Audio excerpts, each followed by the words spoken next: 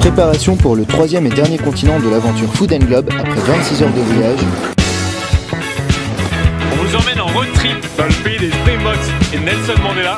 À la pointe de l'Afrique. L'Afrique du Sud, c'est une petite bulle au milieu du continent le plus vieux du monde.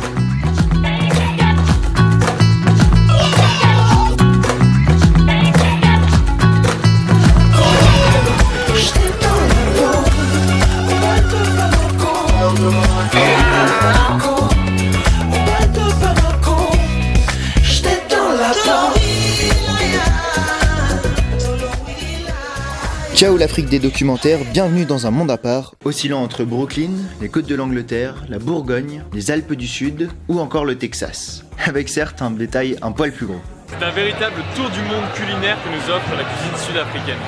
Aux influences venues de toute l'Afrique s'ajoutent celles d'Europe et d'Asie, ce qui crée des assiettes colorées, pleines de viande et d'épices.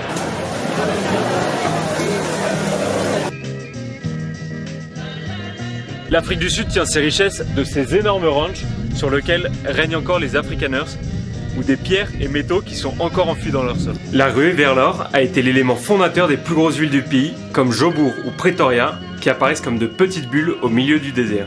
Au centre de ces enclaves, on trouve encore des bulles de vie très disparates qui cohabitent partout dans le pays. Au quartier hipster de Maboneng s'oppose le township de Soweto, au quartier industriel de Woodstock, le waterfront de Cape Town, les maisons colorées de Bokap ou encore l'église anglicane de Stellenbosch.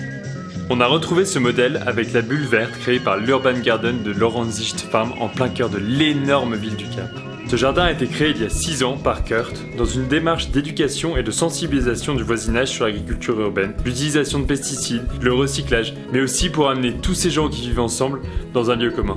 Le traitement des déchets sera, on en est persuadé, l'un des points majeurs de l'innovation alimentaire de demain. Lorenzicht Farm, pour s'assurer d'avoir toujours du compost sous la main et à bas coût, a mis en place un système de recyclage des déchets organiques dans le voisinage. Mais un compost vachement plus évolué que celui de votre grand-père fait dans le fond de son jardin, qui met 6 mois avant d'être utilisable et qui sent vraiment mauvais.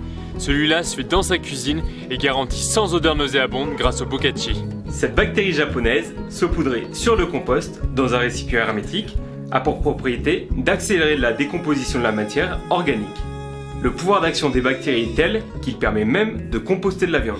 L'entreprise Wild Waste s'appuie sur cette technique pour transformer en compost la plupart des déchets organiques de ses clients. Restaurants, usines, distributeurs, etc. Compost qui sera ensuite revendu aux fermiers et aux villes de la région de Cape Town. Pour nous, l'avenir de la food, c'est aussi la création d'un cercle durable où l'ensemble des déchets alimentaires sont revalorisés. Créer la possibilité pour de simples citoyens de participer à ce recyclage grâce au composteur à bokashi, ce sera un bon pas vers l'avenir.